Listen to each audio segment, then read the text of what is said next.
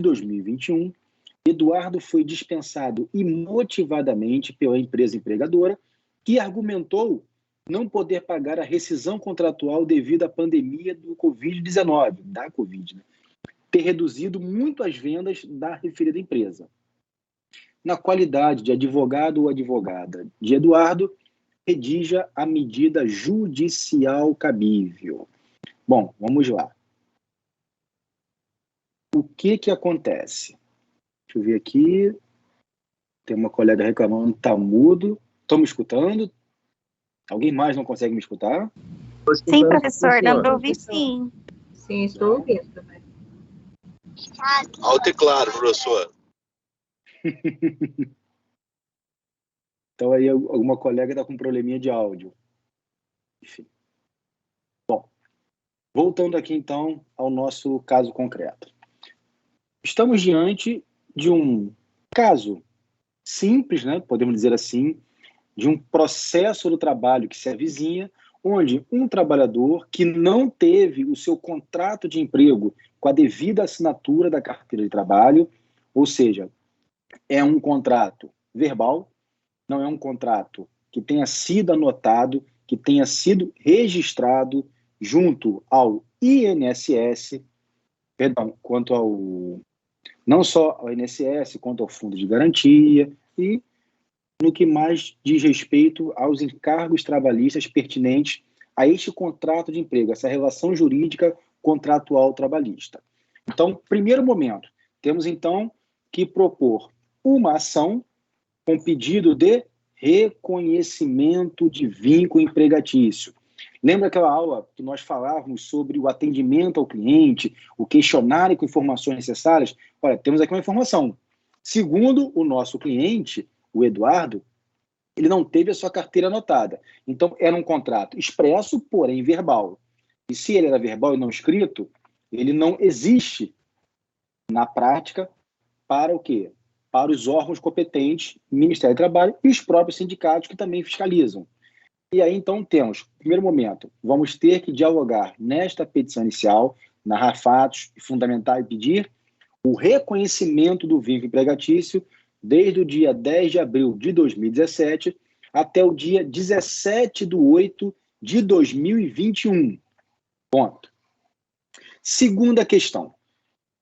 O salário base do trabalhador, R$ 2.000, pela função de auxiliar de produção. Ok. Terceiro ponto. Jornada de trabalho deste empregado, deste reclamante, deste autor da ação trabalhista.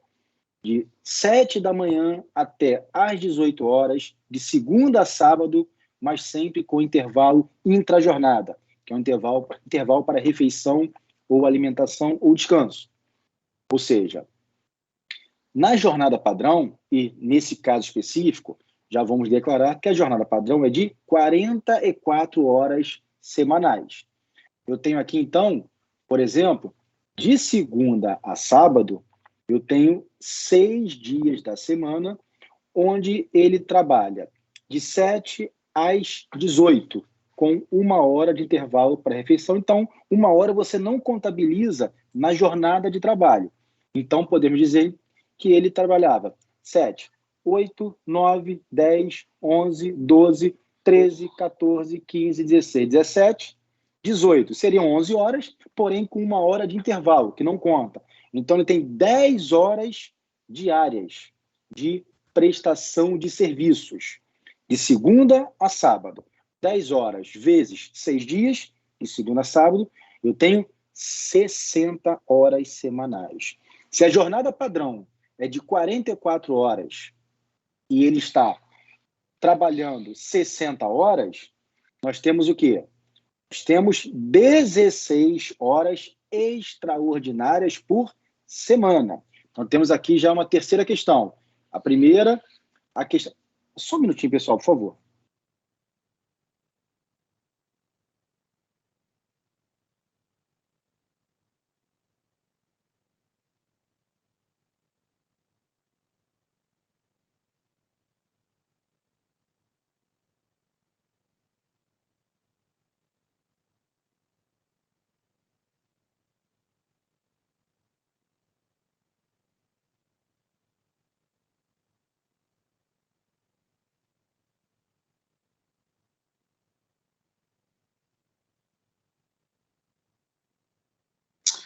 Perdão, amigo, só uma falha técnica aqui, rapidamente, que já foi corrigida. Enfim, temos o primeiro ponto. A data de admissão até a data da dispensa, que é o período deste contrato que nós teremos que pedir o reconhecimento de vínculo. Temos o salário base, que será essencial para verificar, por exemplo, os valores das horas extras e seus reflexos. Temos aí a jornada de trabalho, que já se declara com 16 horas por semana de jornada extraordinária. E ainda temos a questão das férias. Ou seja, se ele foi admitido em 10 de abril de 2017, 9 de abril de 2018, ele tem o período aquisitivo de férias. Então, em 10 de abril de 2018, ele deveria gozar férias. Não fez. Assim como em 19, assim como em 20, assim como em 21. Então, ele tem 4 férias vencidas, sendo que 3 delas já podem ser contabilizadas em dobro. E ainda tem as férias proporcionais, conhecidas como férias vincendas, que seria esse período de 10/4 de 2021 até 17/8 de 2021, que configuraria 4 meses. Então, tem ainda 4 férias integrais e uma que são apenas férias proporcionais, 4/12. Mas, por favor, vocês fiquem muito tranquilos que eu não vou cobrar cálculos de vocês.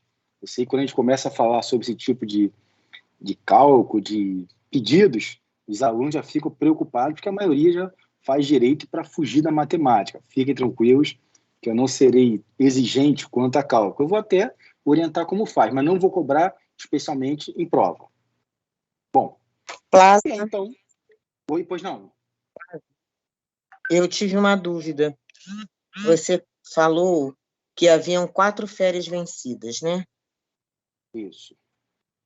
E que 3 podem ser contadas em dobro. E por que a última não pode?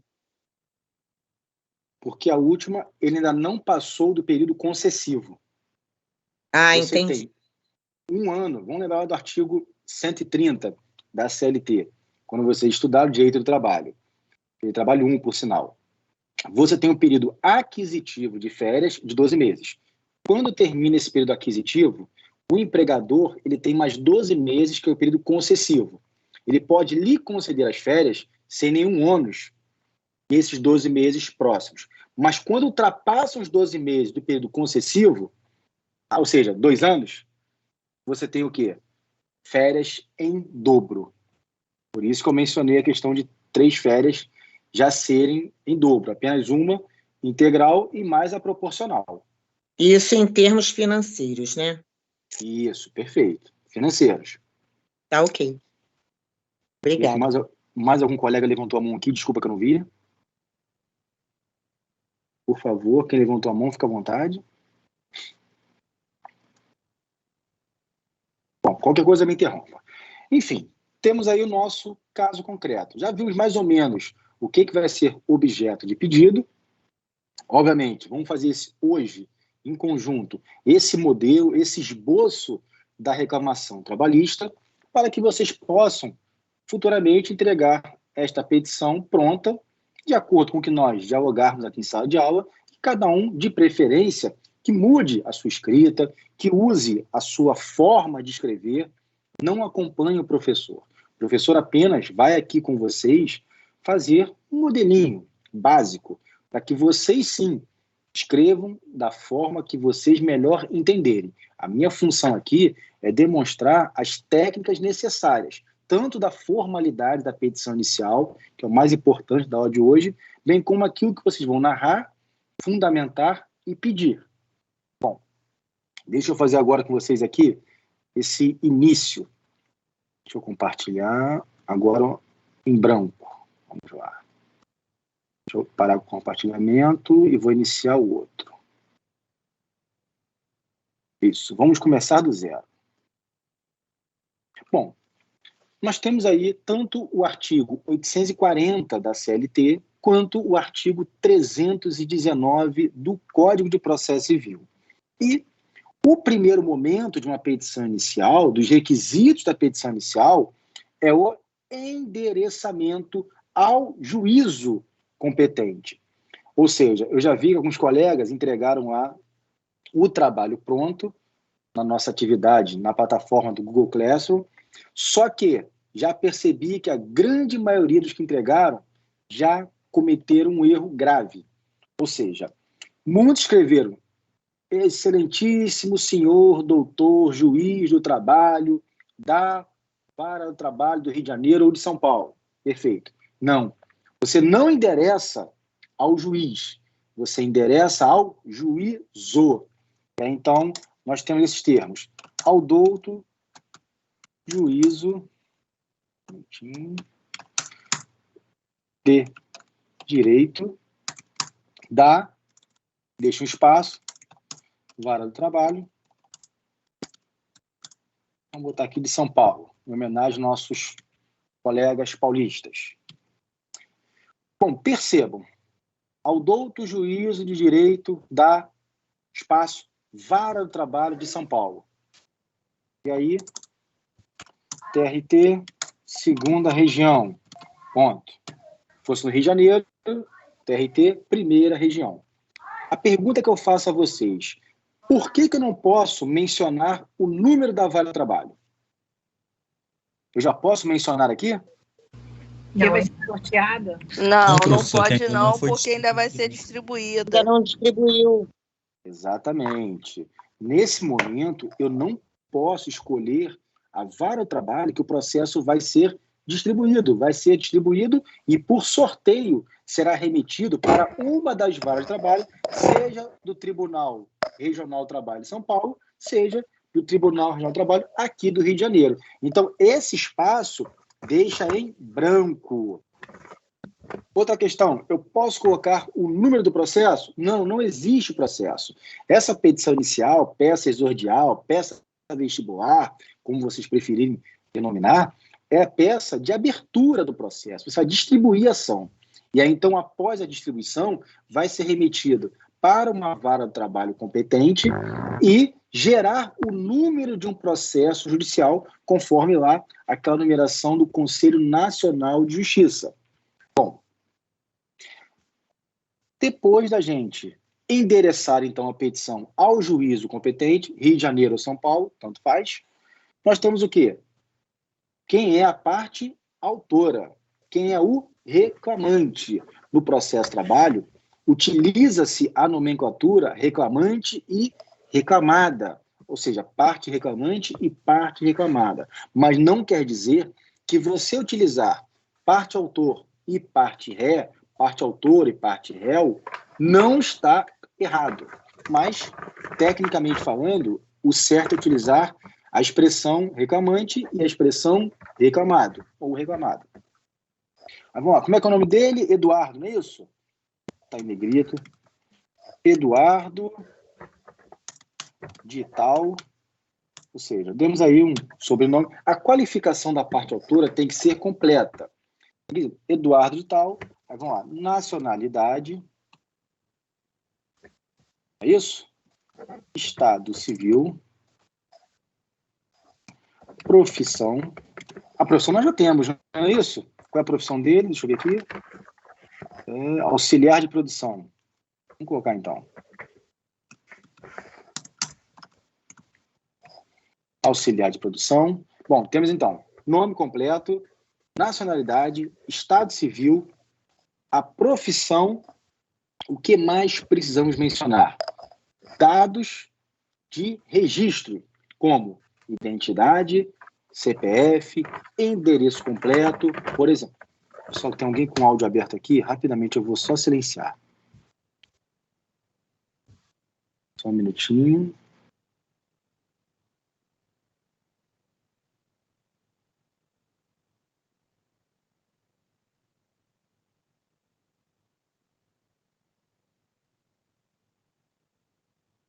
Pronto. Estava um chiado aqui, poderia atrapalhar os colegas. Continuando. Então, nacionalidade, estado civil, profissão, no caso. Vamos lá. Identidade,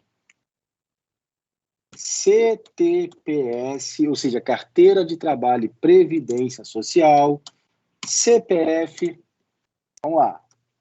Agora temos PIS, PASEP ou NIT. O que significam essas nomenclaturas? São os números de inscrições do trabalhador junto ao INSS. Temos ainda, por exemplo, aqui no Rio de Janeiro, nome da mãe, do autor da ação do reclamante, data de nascimento, e aí fazendo uma reflexão junto com o nosso atual Código de Processo Civil, onde diz endereço eletrônico. Ou seja, o e-mail. Por quê? Sabemos aí que, não apenas para a pandemia, mas os atos processuais já são, por exemplo, eletrônicos. E, provavelmente, os advogados, as partes, terão um endereço eletrônico onde poderão receber, inclusive, algumas intimações. Professor? Aí, tem até provocado muita discussão. Oi? Eu posso colocar ou o PIS, lógico, né? Quem tem PIS não tem PASEP, quem tem PASEP não tem PIS. Mas se eu colocar o PASEP, eu não preciso colocar o NIT? Não precisa. Um dos três. Tá. Então vamos já lá. Temos aqui a qualificação completa da parte autora. Mas vamos lá. Será que há necessidade... Professor, existe a necessidade do endereço? Ui. O endereço dele Sim. Normal, sem ser eletrônico? Então, endereço completo com CEP. É imprescindível. Exatamente. Olha só, nós temos aqui uma questão até um pouco controversa. Se eu tenho a identidade, eu preciso colocar a carteira de trabalho? Preciso. Se eu menciono o número da minha carteira de trabalho, eu preciso mencionar a identidade? Não. Porque a carteira de trabalho é uma identificação civil do Ministério do Trabalho. Mas, por questão de acrescentar, e quanto maior a quantidade de informações você facilita o processo do trabalho, eu tenho o costume, se possível, de colocar tanto a identidade quanto a carteira de trabalho. Mas se você tiver que optar por uma, sempre será a carteira de trabalho, não apenas a identificação. A carteira de trabalho é imprescindível. Bom, temos aqui, então, a parte autora. Já que temos a parte autora, o que a parte autora quer? Vamos lá. Qual é o propósito da parte autora? Texto, receita de bolo. Reconhecimento do vínculo de trabalho. Não, ainda não. Vamos lá. Ainda não. Vamos lá. A parte autora vem através de seu advogado. Melhor, já rapidinho, vamos lá. Vem respeitosamente a presença deste douto juiz, um tratamento de respeito através de seu advogado que subscreve, ou seja, que vai assinar essa petição. É isso? O que nós estamos falando aqui? Autor qualificado, interessamos autor qualificado através do seu advogado perante este juízo, tá? Ajuizar. Vamos fazer aquela...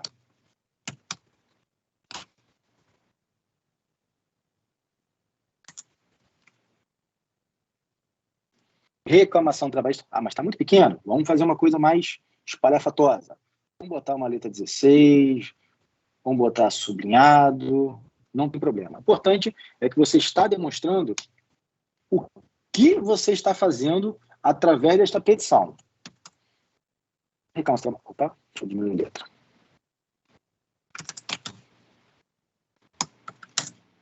Em face de... Agora, como é que é o nome da empresa? Deixa eu ver aqui. Deixa eu lembrar aqui no caso concreto. Produção Limitada. Vamos lá.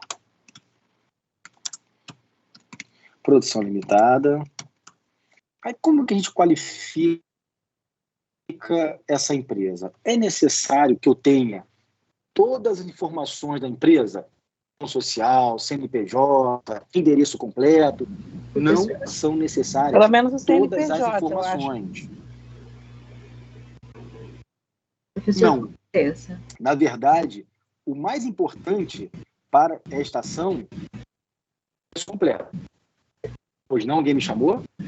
fui eu. Desculpa interromper a aula. Quando a gente coloca a reclamação trabalhista, já escolhe o rito? Calma, vamos chegar lá. Vou retornar rapidamente. Até porque eu preciso mostrar a vocês sobre o valor da causa, para depois a gente falar sobre se é o procedimento sumário, sumaríssimo ou ordinário.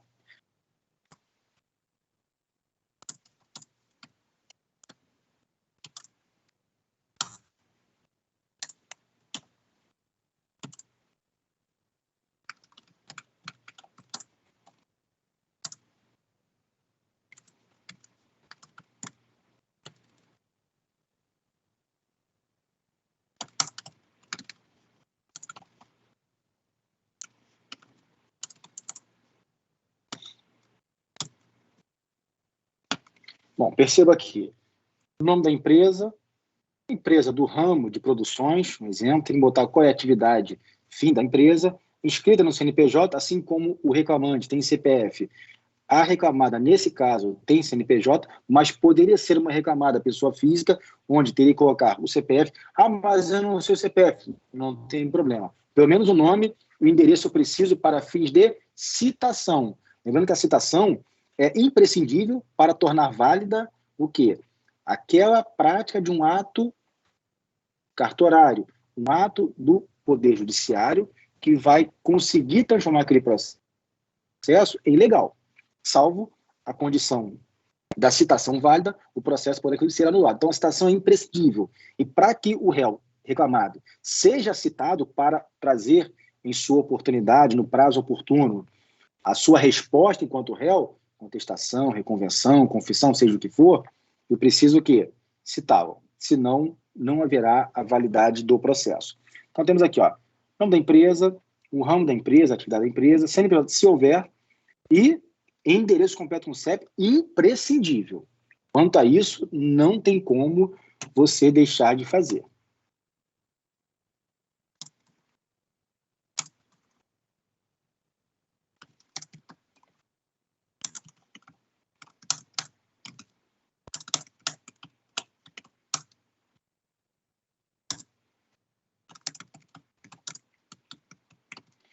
Aí, vamos lá.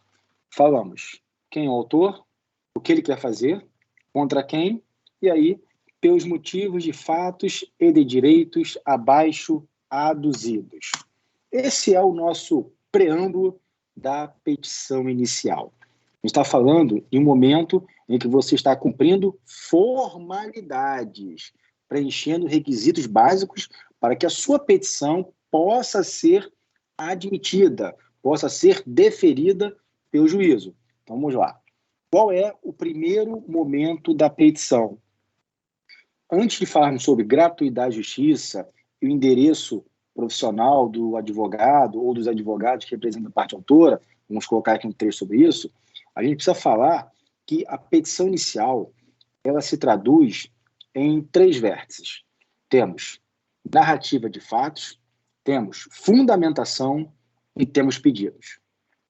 Narrativa de fatos, onde vocês vão explicar, narrar tudo o que aconteceu desde a admissão até a dispensa, ou seja, a narrativa cronológica. Nós temos a fundamentação, onde vocês vão justificar o porquê estão ingressando com a ação judicial e depois os pedidos. Percebam que esses 3 vértices eles precisam estar sincronizados. Se você narrou um fato e não fundamentou, mas pediu, o seu pedido não fundamentado é inepto. Ele não vai ser apreciado. Se você esqueceu de narrar um fato, mas pediu, há o quê? Uma falta de sincronismo entre fatos e pedidos. Se você pediu e não fundamentou, ele continua inepto. Ou seja, fatos, fundamentos e pedidos... Oi, Pedro. Eles precisam estar sincronizados. Professor, curiosidade, por que o parágrafo se inicia no meio da página? Olha, isso é uma questão de tornar a petição mais fácil de ser lida. Por quê, Pedro? Vou fazer aqui um recorte histórico aí da nossa infância. Lembra quando você, todos nós aqui, no ensino fundamental, até mesmo no ensino médio, aquele professor passa um livro paradidático? Ó, faça a leitura desse livro que vai ter uma prova, um trabalho sobre tal. Aí quando você chega em casa, compra o livro, pegou emprestado, começa a folhear o livro.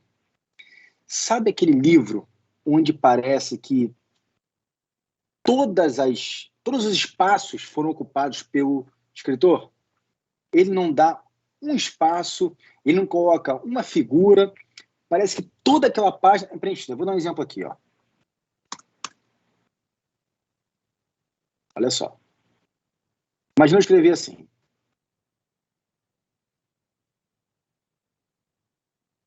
Vamos lá. Isso cansa a leitura? Olha só, não tem nada, não tem espaço nenhum. Olha a diferença do que nós fizemos aqui em cima. Qual é mais sugestivo? Qual é mais fácil de você fazer alguém entender? Eu vou além. Onde está mais fácil de você irritar quem vai ler? Aqui embaixo ou aqui em cima? Embaixo. Certamente, Com certeza embaixo. a parte de baixo desanima. Pedro, desanima mesmo. Você imagina o seguinte, a gente está escrevendo para um ser humano, que é um juiz. É um juiz que vai analisar sua petição, vai ter que ler o que você quer, vai ter que entender o que você está escrevendo e ele vai julgar. Ah, mas ele é obrigado a ler tudo. Não tenho a menor dúvida disso. Mas eu pergunto a você, você quer facilitar a leitura dele para que ele entenda rápido o que você quer e julgue a seu favor? Ou você quer cansar a leitura do juiz para que ele fique irritado, com má vontade e julgue de qualquer forma algo que ele nem consegue ler direito? Isso é uma técnica de petição inicial. Então, correto, professor. Respondendo aí essa então, pergunta muito bem. Então, na realidade, não existe uma forma padrão de se fazer. Basta conter todos os dados necessários para se entrar com a petição. Perfeito. Esse é o raciocínio. A gente precisa tornar a escrita da petição inicial, no bom sentido da palavra, de maneira sedutora. Que você faça aquele magistrado ou aqueles servidores do próprio cartório, que lá se denomina Secretaria da Vara do Trabalho, eles possam ler com atenção e não fiquem irritados com a quantidade de palavras desnecessárias ou com a falta de alguns parágrafos. Isso tudo realmente aí não é questão teórica, é questão prática mesmo, na essência. Então, aceitem esse conselho desse colega de vocês aqui, que tem um pouquinho mais de experiência, mas nunca fiz petição que não fosse assim. Eu sempre tive bons professores que me orientaram a jamais, assim, complicar a vida de quem estiver lendo. A mesma coisa, eu posso aqui fazer uma analogia a uma prova, uma avaliação.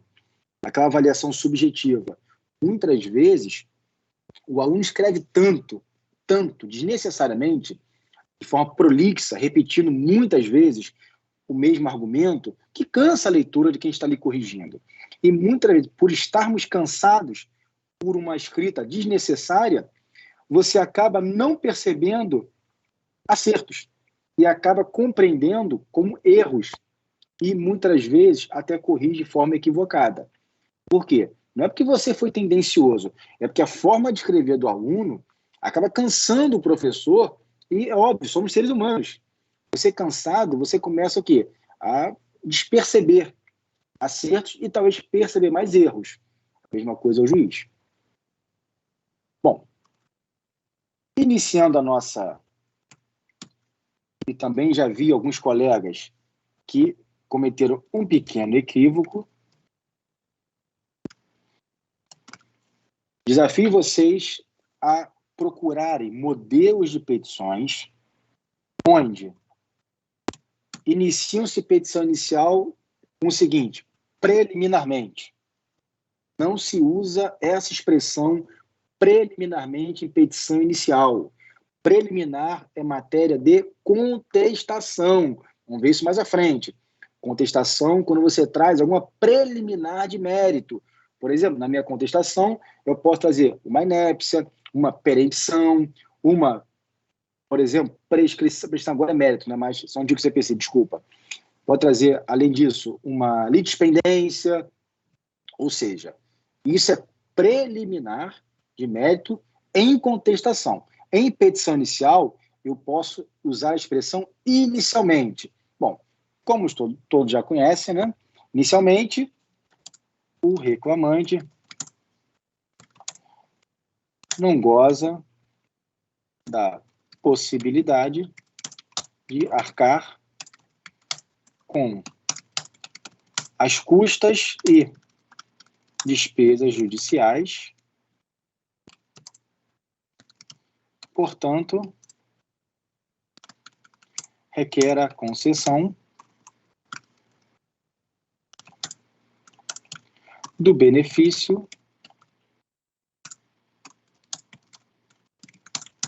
da gratuidade de justiça. Professor, Ui, esse requerimento da concessão da gratuidade tem que ser logo no início, no final está errado? não, pode ser no final também. Não Tá tem ok. problema, não.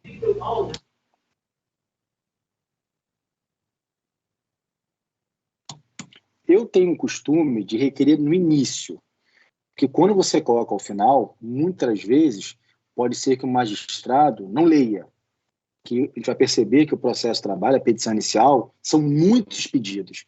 Então é importante você, nesse primeiro momento, já deixar bem claro que o reclamante, né, o autor da ação, ele não tem condições, ele é hipossuficiente de forma financeira para ter que pagar custas ou qualquer outra despesa judicial. E a gente pede a concessão do benefício da gratuidade de justiça pela antiga lei 1060/50, que foi revogada pelo artigo 98 do Código de Processo Civil. E temos ainda, agora, vamos lá, das publicações e intimações. O que significa isso? Estamos agora falando do advogado. Requer, desde já, que toda e qualquer intimação e /ou publicação, passou errado, sejam expedidas em nome do advogado fulano de tal. Pode colocar o nome de vocês, tá? OAB número com endereço profissional, vou estar escrito não, com endereço profissional na rua, aí mais uma vez, endereço completo,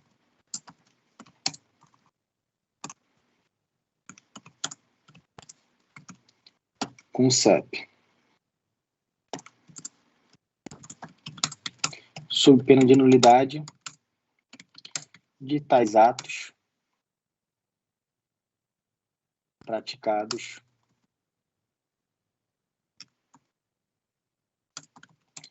pelo Poder Judiciário. Ou seja, nesse momento, você está deixando bem claro que toda e qualquer intimação e ou publicação devem ser expedidas em nome do advogado que te representa, aquele mesmo advogado que você já mencionou aqui no início e que vai assinar esta petição inicial. Agora, vamos lá. É comum alguns advogados já mencionarem o endereço e o nome completo e a inscrição junto ao OAB do advogado nesse local. É errado? Não. Eu posso colocar aqui no início? Posso. é uma questão de costume meu, pessoal. Vocês fiquem à vontade para colocar o endereço do advogado aqui no início, ou, se preferir, que é a forma que eu faço, eu coloco aqui, abro um tópico somente sobre publicações e intimações. Tá ok? Professor, mais uma dúvida. Ali, pedindo, sob pena de nulidade de tais atos praticados pelo Poder Judiciário, eu posso colocar também os subsequentes? Subsequente, desculpa, em que sentido? Os atos subsequentes. Porque se não sair uma publicação de um ato, obviamente os que vierem posterior também são nulos. Ah, sim. Ok. Sim. Perfeito, exatamente. Se um ato depender do outro, for uma sequência processual, é a mesma coisa, não é o caso aqui, advogado não recebe citação. Mas quando você, por exemplo, você tem um processo onde o réu não foi citado, mas ainda assim o cartório deu uma certidão de que ele foi devidamente citado, o processo corre a revelia do réu. Imagina, por exemplo, que o réu é condenado numa sentença, inicia o cumprimento de sentença de execução. E aí o réu é intimado, mas percebe que ele não foi citado. Quando ele for arguir, por exemplo, a nulidade daquela citação, todos os atos posteriores serão o quê? Também devidamente anulados. Oi, Ana, pois não? Bom, Plaza, em relação a essa observação que a colega colocou, da intimação sobre os atos subsequentes, ficaria uma para pedir intimação no nome daquele determinado advogado em relação a todos os conteúdos decisórios do processo? Sim, uma vez que você ingressa com a ação, tendo um advogado respectivo patrocinando a demanda, as intimações futuras, publicações, serão sempre em nome de quem? Do próprio advogado, enquanto ele tiver a procuração, o mandato dele.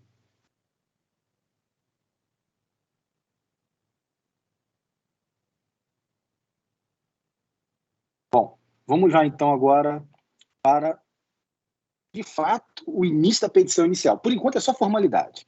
Agora sim, dos fatos, ou narrativa de fatos, que seja. Nesse momento, você precisa o quê? Contar a história. Como que você conta uma história? Início, meio e fim. Não é isso? Exatamente. Você tem aqui um caso concreto. Quer ver? Vou fazer até uma coisa melhor aqui.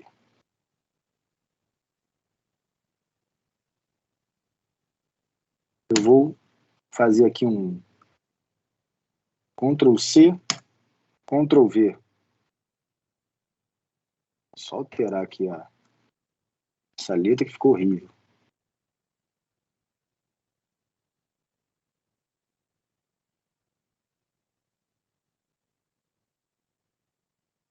O que eu fiz aqui? Eu aproveitei até mesmo o nosso caso concreto, lá na atividade, copiei e colei. Olha, não é isso que eu quero de vocês, mas, por favor, fiquem bem à vontade para aproveitar esse texto e alterem da forma de vocês. Porque os fatos são esses, desde a admissão até a dispensa. Isso aqui é a história que vocês precisam narrar para o Poder Judiciário, e você apenas narrou fatos. Você ainda não fundamentou e ainda não pediu. Então, assim, estou aqui com vocês apenas copiando e colando o nosso caso concreto. Mas, professor, aproveitando aí, professor, que o senhor está fazendo a parte dos fatos, convém, se fosse, claro, uma petição inicial na prática, né, verdadeira, convém botar já a razão que a empresa não pagou a rescisão contratual, ou deixa isso para outra parte? Não, olha só. Quando você fala da razão, você significa dizer que, olha o final aqui dos fatos. Você está declarando que a empresa argumentou que não poderia, que não pagou a rescisão por conta da crise da pandemia da Covid-19. Vou mudar esse daqui que está me irritando. Então, aqui nos fatos, você pode colocar até mesmo a desculpa que a empresa deu para não quitar a sua rescisão. Perfeito. Tem toda a razão. Entendi, professor. Mas, assim, eu queria só que vocês tivessem liberdade de pegar esse textozinho aqui, esses fatos, e melhorarem. Escreverem da forma de vocês. Não fiquem presos ao caso concreto que eu fiz aqui, eu escrevi. Isso aqui é uma coisa muito simples. Passo com as palavras de vocês. Por exemplo, eu não faria dessa forma. Eu acabei de criticar quem escreve o tempo todo sem dar parágrafo. Olha aqui, ó. Aqui eu já daria um parágrafo. Ó, vamos fazer algo. Ó. Olha como é que fica mais interessante, tá vendo? Olha. E vocês concordam comigo? Não fica visualmente mais fácil de leitura do que o anterior? Com certeza, professor. Tem mais espaço para ler, né? Fica menos cansativo. Exatamente. Essa é a palavra, cansativo. Se você não cansar quem vai ler, você tem uma grande chance dele entender o que você quer. Não quer dizer que a sentença será favorável, mas certamente tem muito mais chance de ser favorável do que uma escrita daquela, toda tomada pelo Word aqui, justificado, onde você cansa a leitura daquele órgão julgador. Então, vamos lá. Esse caso é muito simples. Já colocamos aqui nos fatos que precisa ser colocado. Agora temos o quê? 2 fundamentos, ou para quem preferir, 2 direitos. Nesse momento, e aí agora entra o quê? A habilidade e o talento de cada um de vocês. Vocês vão ter que justificar o porquê estão ingressando com essa ação judicial. Como que eu fundamento uma petição inicial? Eu sempre aprendi e sempre converso no meio acadêmico e na esfera prática que para você explicar alguma coisa, você precisa se perguntar. Vamos lá. Falamos aqui do reconhecimento de vínculo empregatício, não é isso? Ele foi admitido e não teve a carteira de trabalho anotada. Pergunto a vocês, a empresa pode manter um trabalhador em um contrato de emprego verbal ou ela tem a obrigação de anotar esse contrato? Não, pode ser verbal.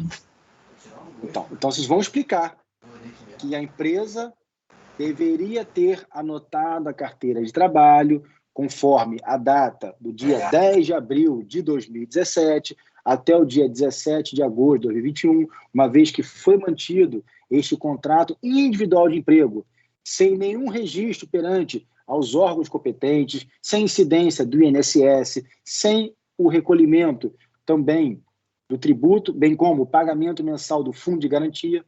Olha só, estou explicando. Pergunto a vocês, ele pode ter a carteira não anotada? Não. Por quê?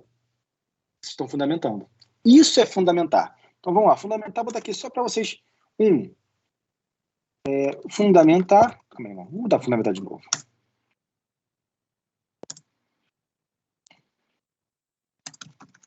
A empresa deveria ter anotado a CTPS de todo o período do contrato. Vamos lá. 2, vamos lá. Já vimos a questão do reconhecimento de vínculo. Vamos falar agora sobre o controle de frequência. A empresa utilizava a mão de obra do empregado por período superior à sua jornada padrão, sem a devida remuneração pelo adicional de horas extras. Olha aí o terceiro. Olha só, eu estou só colocando tópico. Eu quero que nesse momento vocês escrevam e expliquem. Pois não, que levantou a mão?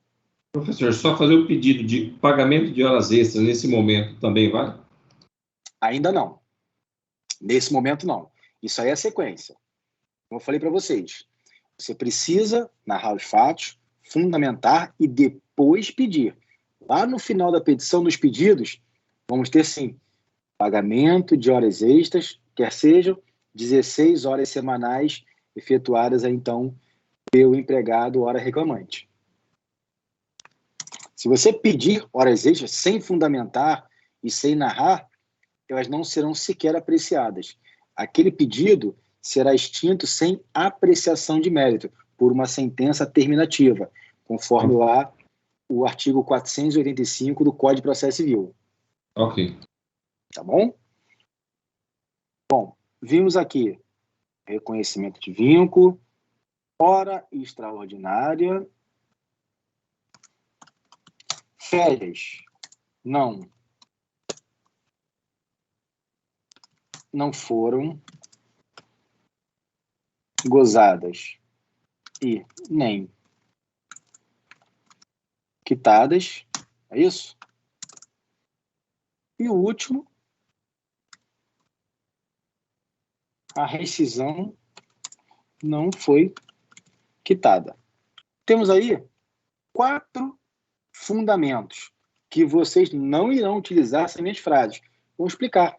Primeiro, que a empresa não poderá, como falamos aqui, manter empregado sem a devida anotação de sua CTPS, que ela descumpriu a obrigação trabalhista contratual como ela deveria ter.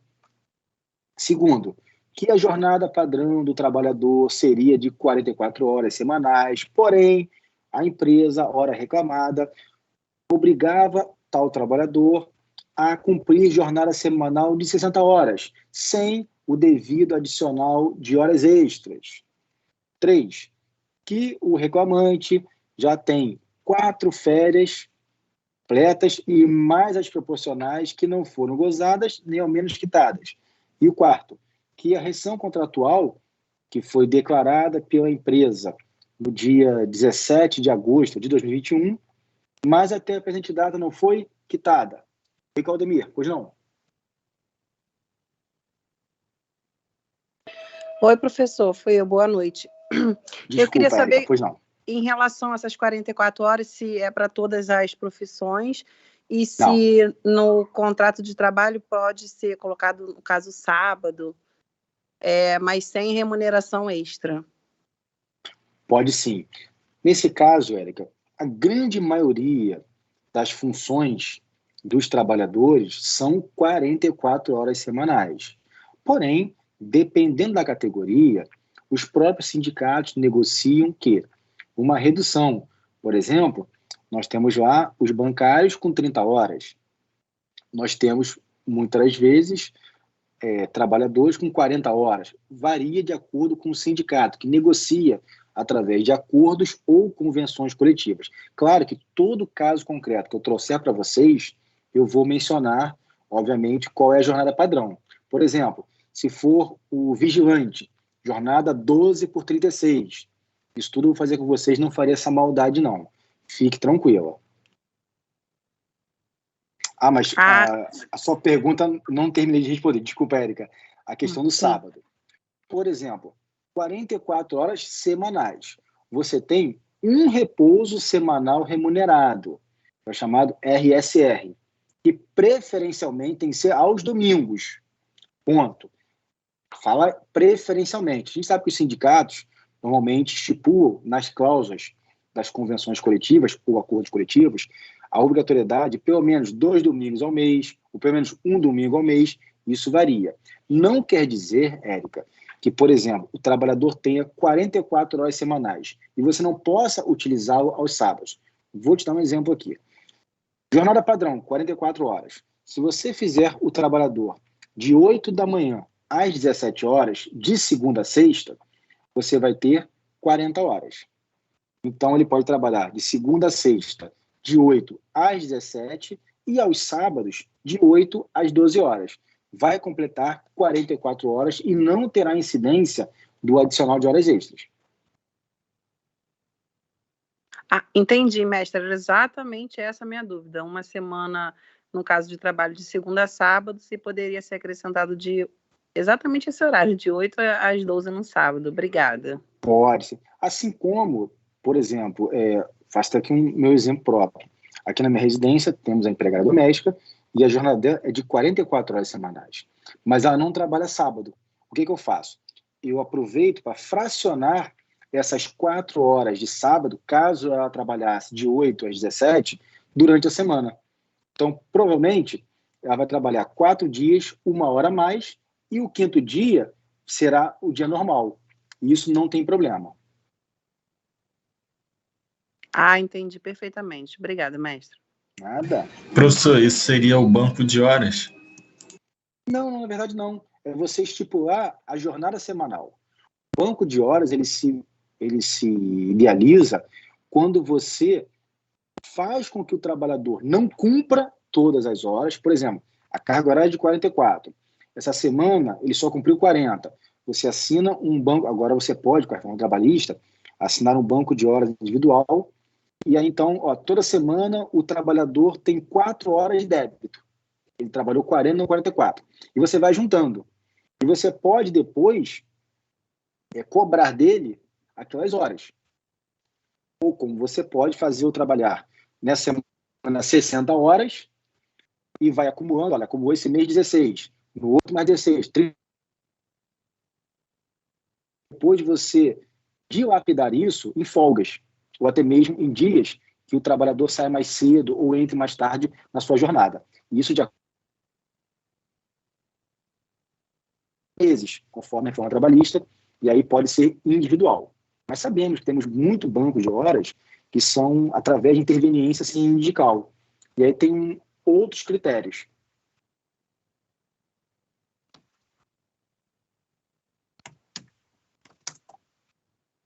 Bom, eu quero, de certa forma, fazer com que vocês tenham essa curiosidade de escrever. Está aqui fazendo um esboço, um modelinho básico, mas eu quero que vocês escrevam com suas palavras. E aí sim, eu farei as correções e pontuarei aquilo que de fato eu entendi que vocês acertaram, que vocês erraram, faz parte. O momento é esse aqui. Agora vamos lá, nos pedidos.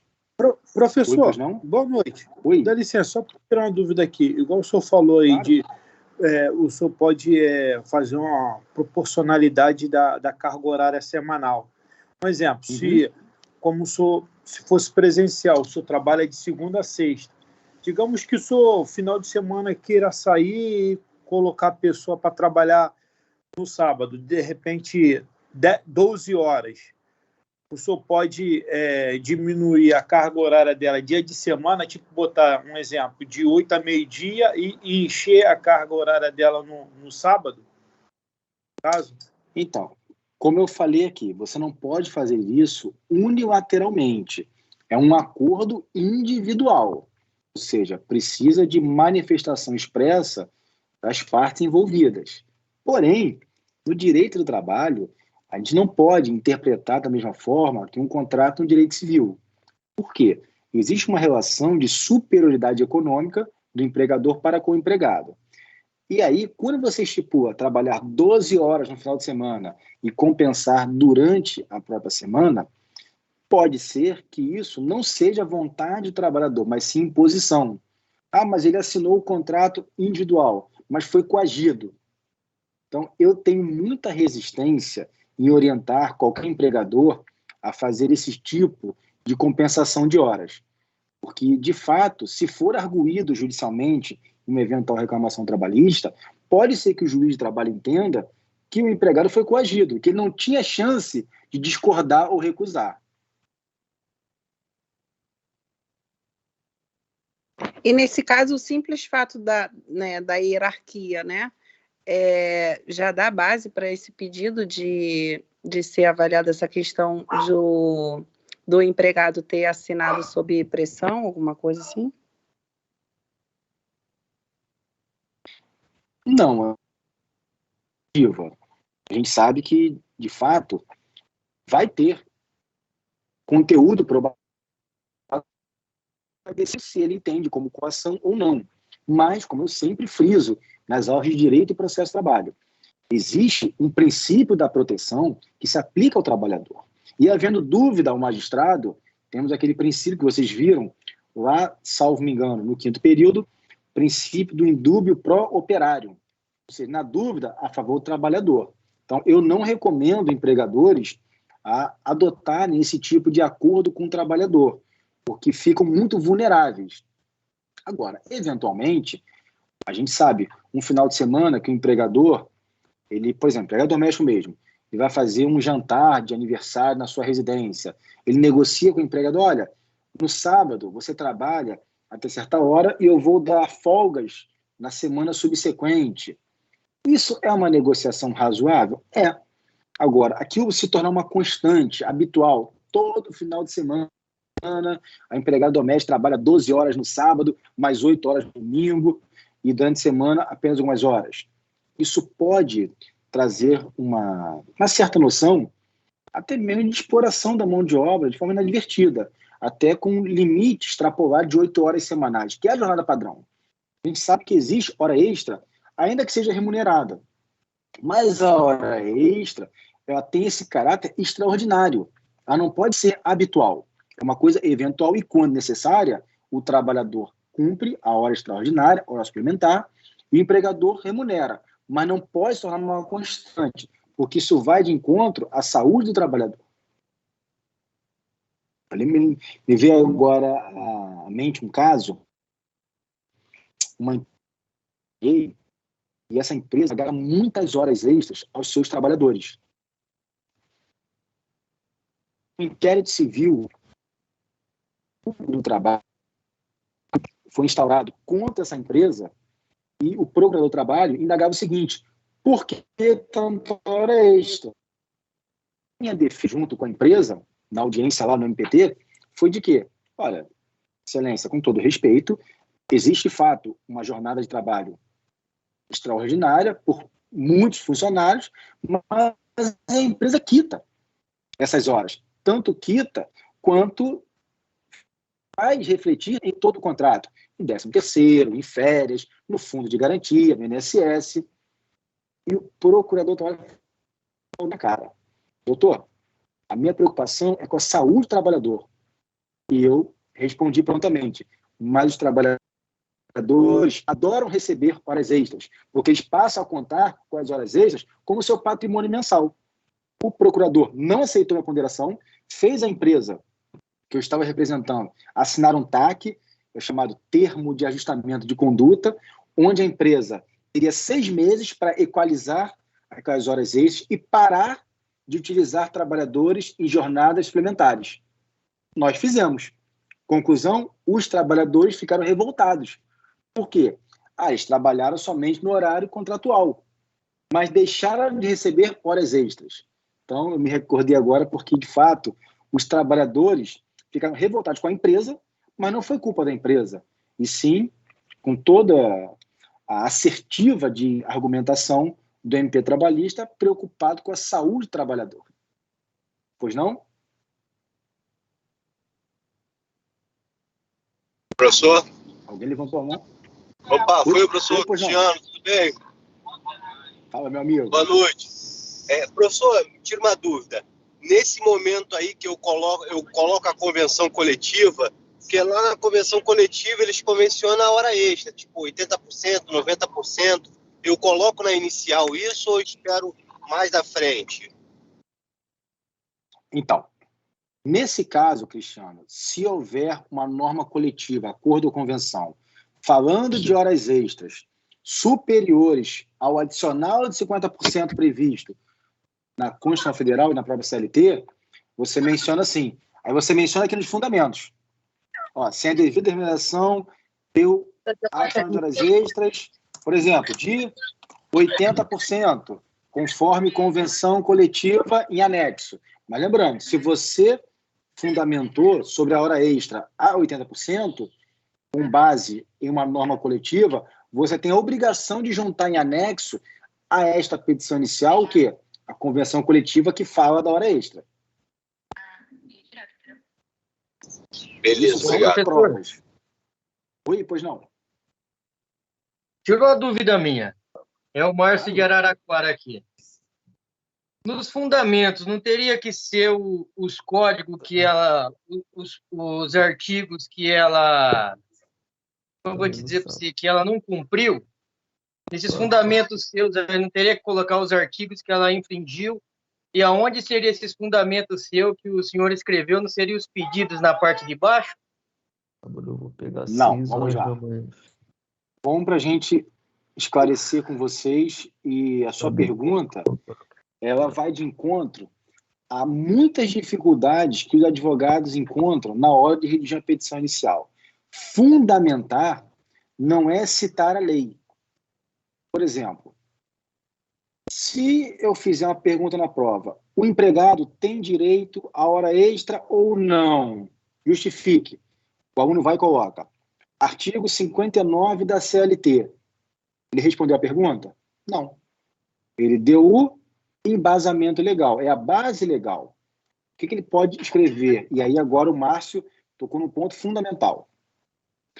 A empresa utilizar a mão de obra do empregado por período superior sem a devida remuneração pelo adicional de horas extras previsto no artigo 59 da CLT ou, conforme o Cristiano mencionou, previsto na cláusula 8ª da Convenção Coletiva de Trabalho do Sindicato dos Empregados Auxiliares de Produção com o sindicato respectivo das empresas de produção.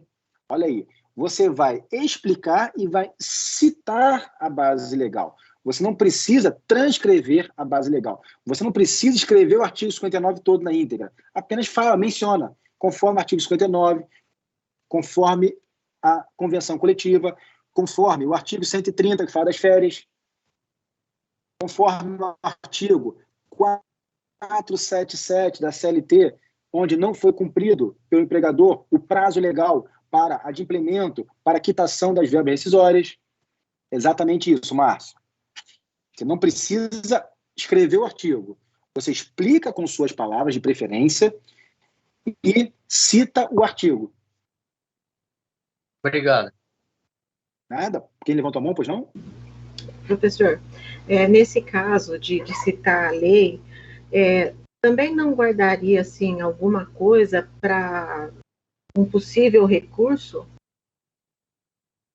Para não usar tudo? Não. Nesse momento, você tem que esgotar toda a tua argumentação possível. Porque o recurso, que a gente vai fazer também nas nossas aulas mais à frente, chamado recurso ordinário, previsto lá no artigo 895 da CLT.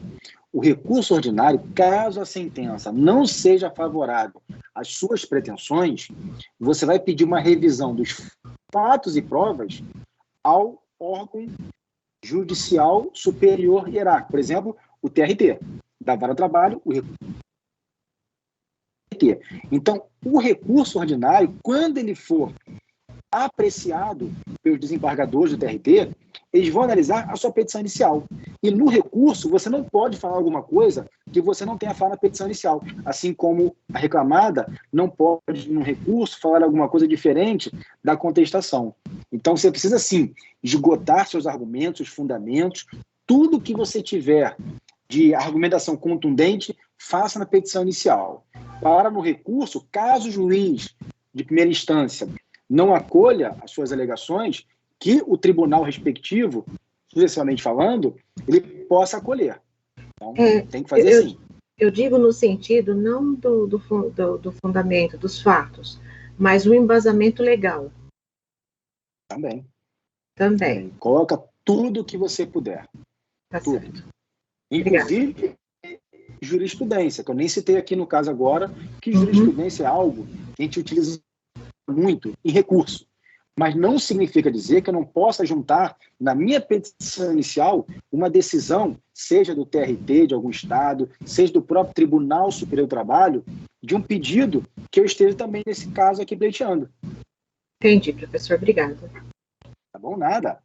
Então vamos lá, para a gente finalizar aqui. Agora nos pedidos. A gente bota aquele texto padrão diante do exposto acima. O reclamante vem requerer. 2 pontos.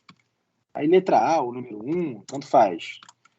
Reconhecimento de vínculo empregatício do período de 10, não é isso? 10 de abril de 2017 a 17, se eu errar, por favor, me corrijam, de 2021. P, pagamento de... Agora vem o problema. Eu vou colocar aqui 16 horas semanais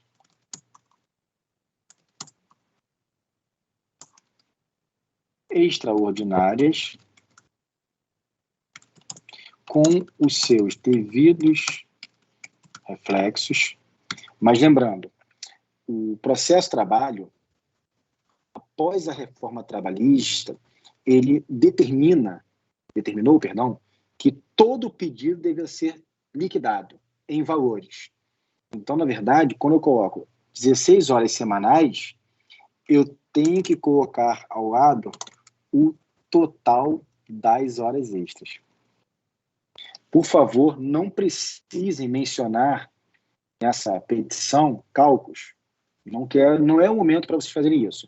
Mas só lembrando que tudo que for pedido relativo à obrigação pecuniária, pagamento de horas extras e seus reflexos, deve ser o quê? Devidamente mencionado de forma líquida, em valores. Claro que o reconhecimento de vínculo empregatício é uma declaração.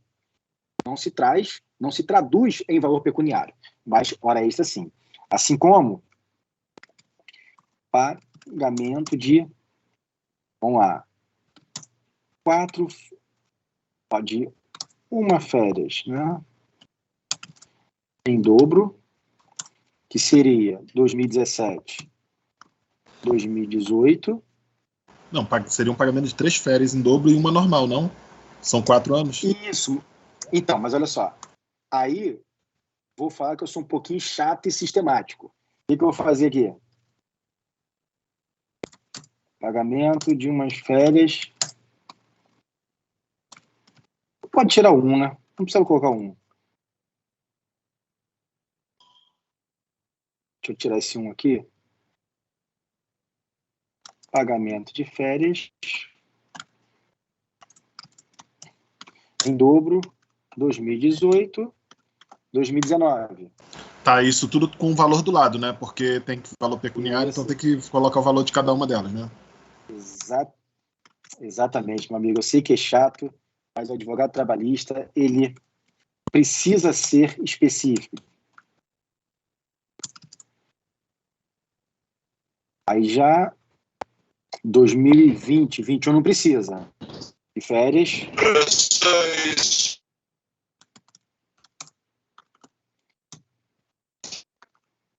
Sempre. Ó, vamos botar aqui do lado para vocês não esquecerem.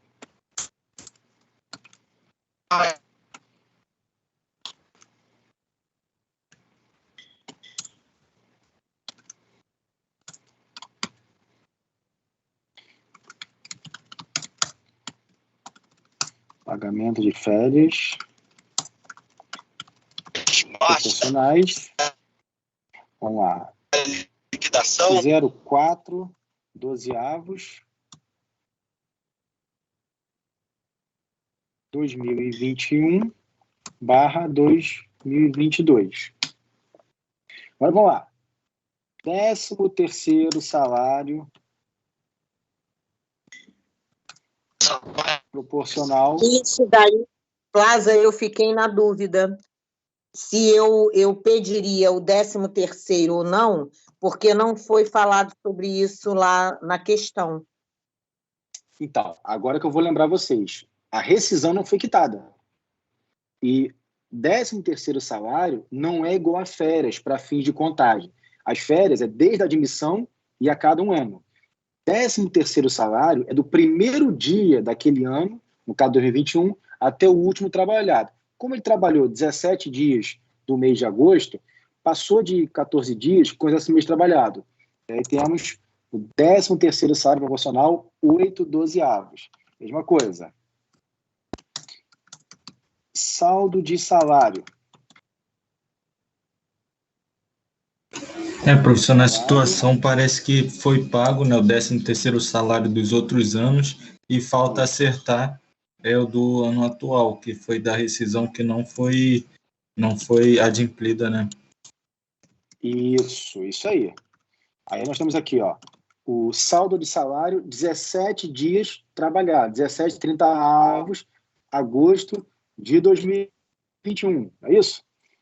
O que mais? Multa de 40% sobre o FGTS. Mas espera aí, se ele não tem carteira assinada, ele não tem fundo de garantia. Então, FGTS de todo o período. Professor, os valores todos acompanham na frente? Todos.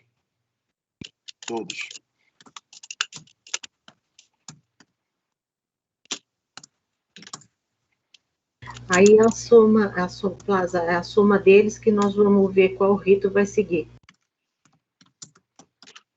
Isso. Vou já pedir o aviso prévio indenizado, não é isso? Porque, de fato, ele foi dispensado, mas não teve oportunidade de cumprir o aviso prévio. E ainda, multa, cada vez, do artigo 477, parágrafo 6º da CLT, que é uma remuneração. Multa do artigo 467 da CLT. O que significa essa multa? São as verbas incontroversas se não forem pagas até a primeira audiência do processo trabalhista. O que são verbas incontroversas? Férias não pagas, é incontroversa. 13º 2021 proporcional, é incontroverso. Os dias trabalhados, saldo de salário, são incontroversos. Aviso prévio, é incontroverso. Ou seja, essas verbas têm que ser quitadas até a data da primeira audiência. Percebam quantos pedidos nós temos nesse processo de trabalho tão simples, esse caso concreto, tão singelo que a gente mencionou. E aí, voltando agora, a pergunta da colega, acho que foi a Maura que me perguntou, desculpa se eu estou me enganando, se foi a Maura ou foi a Mara, sobre o rito. E aqui, a reclamação trabalhista, eu usei um nome genérico. Mas, por exemplo, Rodrigo, eu quero colocar reclamação trabalhista de reconhecimento de vínculo e condenação em verbas rescisórias. Posso colocar. Reclamação trabalhista de reconhecimento de vínculo e pedido de verbas rescisórias pelo rito ordinário, que são as demandas que ultrapassam 40 salários mínimos. Posso pedir? Pode pedir. Pelo rito sumaríssimo, inferior a 40. Embora eu acho que esse processo aí ele vai passar de 40 salários mínimos. Enfim, isso você pode ficar muito à vontade e usar a sua criatividade. Por isso não coloquei valores. Eu quero que vocês tão somente tenham esse momento aqui como um mero esboço. Nada excepcional, pelo contrário, a gente não precisa se preocupar com o valor, não, né? Só bota 000 lá e tá assim, tudo bem. Perfeito. Se você usar valores simbólicos, não tem problema. Fiquem à vontade. Agora vamos lá. Temos agora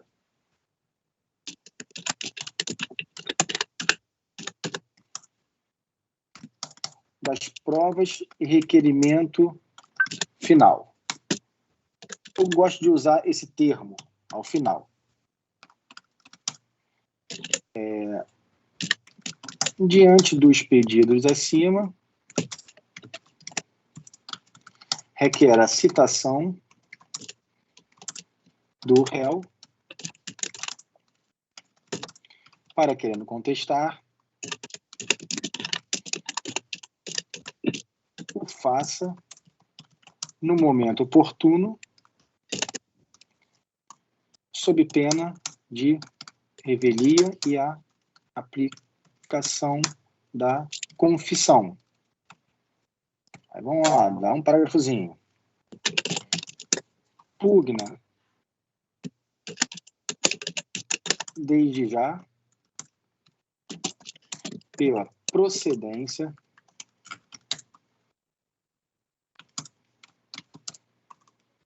total dos pedidos elencados anteriormente, requer ainda toda e qualquer produção de provas em direito admitidas.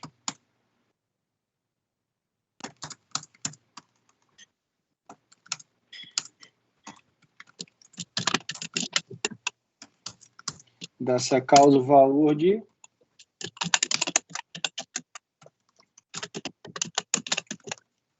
neste termos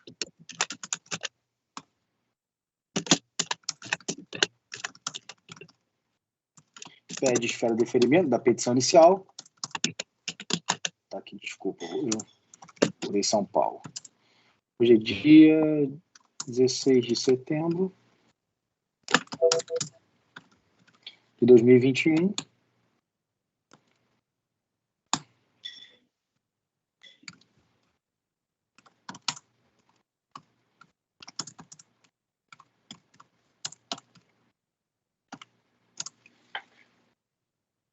Ou seja, professor, uma pessoa levantou a mão, desculpa, vamos lá. Professor. Pois não? Por favor, pode falar. Tira uma dúvida com o senhor.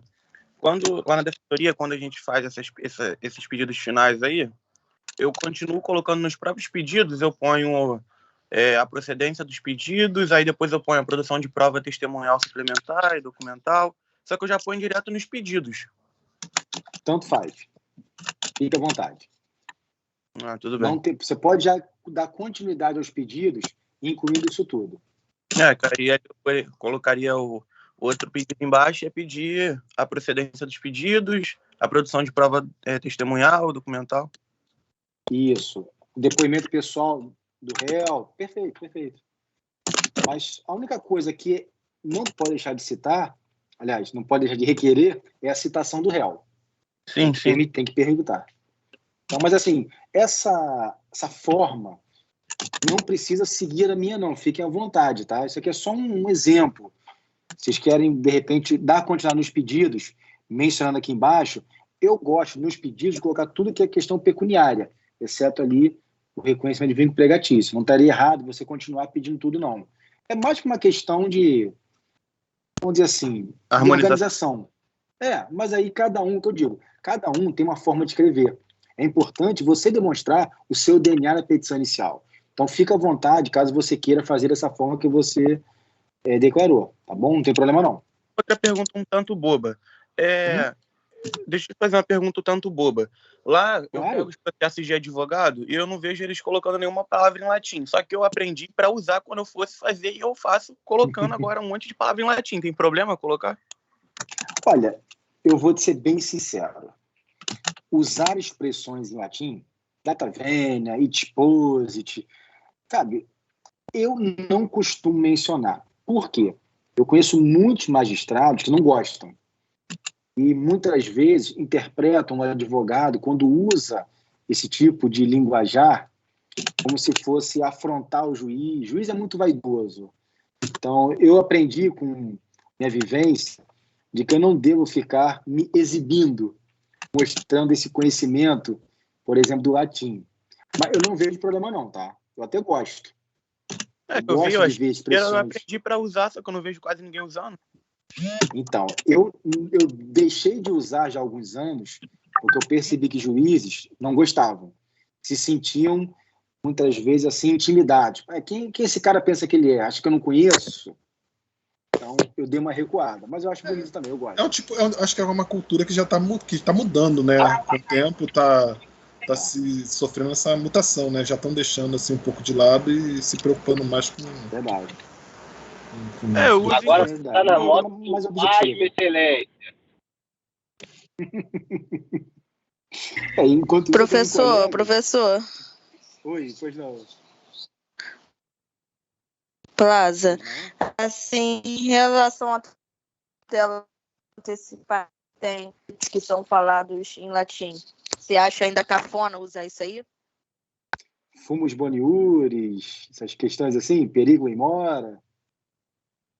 Isso. Aí inaudita. Inaudita, altera partes. Olha, não vejo problema não, Ana. Porque nessa questão da antiga tutela antecipada, atuais tutela de urgência, antigas cautelares, você já usa esses termos em latins, mas parece que esses termos eles já foram consolidados no juridiquês. Então não vejo problema não. E se usa muito ainda.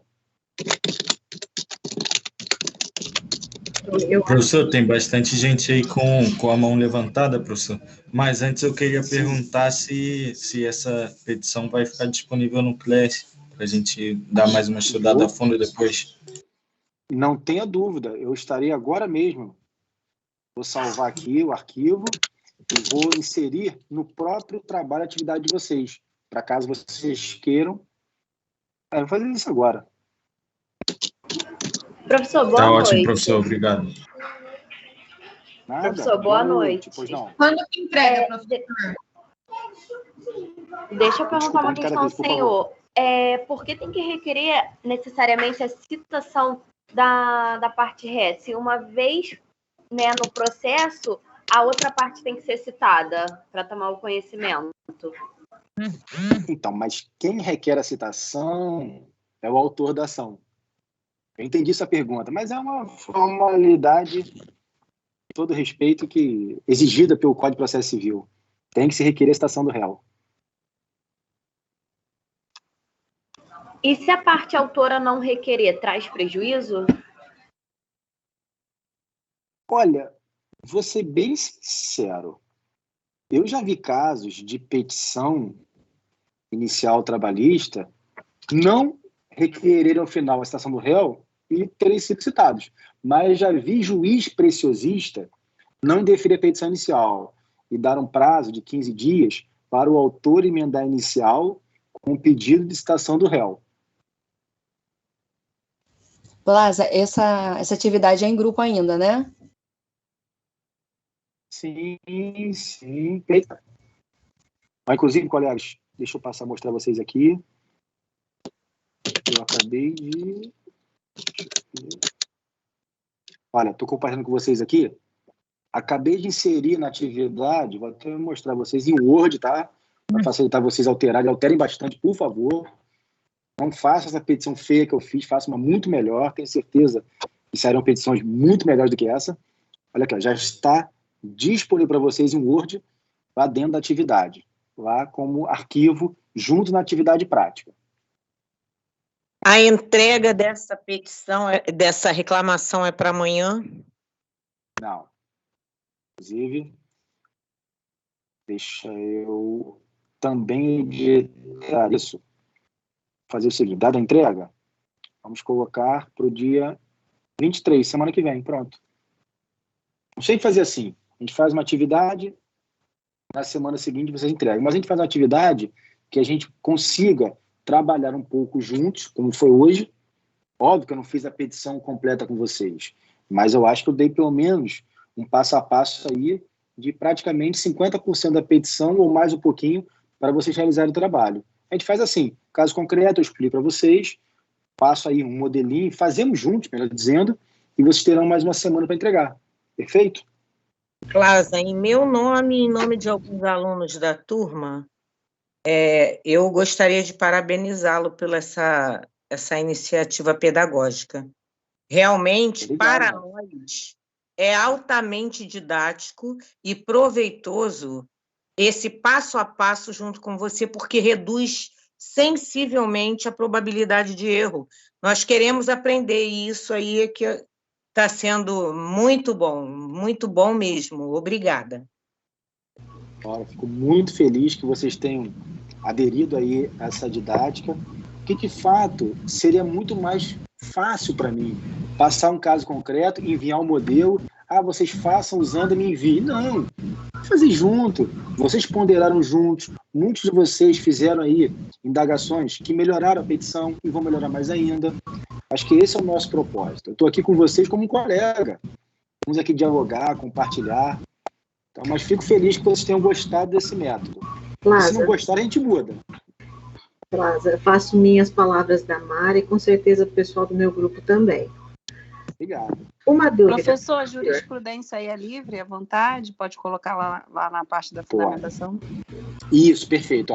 Jurisprudência pode ser colocado, mas deve ser colocado naquele tópico da fundamentação. Perfeito. Correto. Só uma dúvida, Plaza. Na inicial, a gente já especifica as provas que vai produzir no processo. Por que em determinado momento do processo sai o despacho? Especifiquem as partes, as provas que pretendem produzir. Então, aí vai de uma questão. Eu, particularmente, tenho minha opinião. Eu não gosto de fazer isso que eu passei para vocês, de requer desde já toda e qualquer produção de provas em dia admitidos. Não. Porque imagina o seguinte, se tivesse um caso de prova pericial e eu não quisesse pagar pela prova, a gente já viu que em São Paulo os colegas já mencionaram que existe mais facilidade para uma prova pericial gratuita, no Rio não tem. E aí você já fica condicionado ao juiz deferir a prova sob a sua anuência e pagamento. Então, o ideal é, sim, no processo civil, ter um momento de produção de provas. No processo de trabalho, como tudo você pede na petição inicial, é bom você já pontuar o que você quer. Tem um colega aqui, desculpa, foi a Jéssica, que eu não tinha visto a sua mensagem. Professor, no tópico da anotação do CPS, eu posso falar dos reflexos, que no caso ela não recebeu, ou é melhor fazer um tópico separado para isso? Olha, dentro dos fatos, se você quiser abrir um tópico, por exemplo, número 2, fatos, 2.1, da falta de anotação do CPS reflexo e fazer uma narrativa, uma fundamentação específica para isso, pode fazer sim, fica até mais técnico. Perfeito, Jéssica. Desculpa que eu não tinha visto aqui a sua mensagem. Professor. Oi. Professor, boa noite, tudo bem? Fala, meu amigo. Pela maneira e a forma, mais uma vez, que o senhor tem aplicado aí para nos ajudar. Outra coisa, eu fiquei com uma dúvida aqui, porque o fato aconteceu antes da reforma, certo? E ele foi dispensado dentro do processo com a MP 927. Aí pergunto ao senhor nessa observação, eu me debruço, eu foco nos fatos antes, ou eu preciso acrescentar alguma coisa da reforma que venha beneficiar esse nosso cliente? Robson, nesse primeiro momento, eu seria até leviano com vocês se mencionasse alguma questão de redução de jornada de salários, questão de estabilidade. Vamos imaginar que essa empresa não aderiu ao programa do governo, da MP 936, não reduziu jornada de salário, que não tinha estabilidade, que foi meramente um contrato individual de emprego dessa forma. Porque esse é o primeiro caso. Em breve aí a gente pode fazer um caso mais complexo, até mencionando aí questão de estabilidade. Eu já tenho um em mente com vocês, da estabilidade, por exemplo, que o empregador deveria conceder no caso de aderência à MP 936, que se tornou a Lei 14.020. Mas, por enquanto, eu prefiro fazer ainda o feijãozinho com arroz. Entendi. Isso que me suscitou dúvida, porque ele foi dispensado justamente, dentro do fato concreto, justamente por causa do advento da Covid, né, por falta de produção, ele foi dispensado sem ter os seus direitos, de fato, substanciados, né? Perfeito. Mas aí, eu estou sendo ainda um pouquinho bonzinho com vocês. Deixa que eu pego vocês firmes mais perto da prova. Não, que isso. Mas obrigado. Obrigado mesmo. Obrigado. Olha, meus amigos, eu peço perdão, já são 8h33, por favor, fica à vontade. Eu posso fazer menção às verbas sucumbenciais? Pode. Também não queria entrar nesse mérito agora, que a gente iria falar sobre a reforma trabalhista dos 5% a 15%. Mas, Mara, quer, junto com o valor total, aliás, o valor subtotal dos pedidos, acrescentar 5%, 10% ou 15% de sucumbência, fica à vontade. Tá bom. Meus Já amigos, acabou. desculpa. Olha, já são 8h33, vocês estão daqui a pouquinho, 8h40. Eu ultrapassei aqui meu horário, desculpem. É que eu pensei que ia direto, esqueci que você só tem 2 tempos. Não, se não me avisar, eu vou mesmo, desculpa. Valeu, meus amigos. Valeu, Plaza. Obrigadão. Boa noite. Fica com Deus. Obrigado a todos. É uma Obrigada, pena que é boa muito pouco essa carga horária, né? Que a gente nem sente o tempo passar, muito rápido. Exatamente, poderiam ser 4 tempos. Verdade, verdade. Vamos anotar isso, deixa comigo, vamos reclamar. Pessoal, obrigado. Boa, tô reclamando com a pessoa certa. Não, eu sou professor. Então, olha, Obrigada, professora. Valeu. Até semana que vem. Abraço a todos, fiquem com Deus. Até semana que vem. Se cuidem. Professor, essa aula foi gravada? Não, eu cometi esse equívoco, eu não gravei.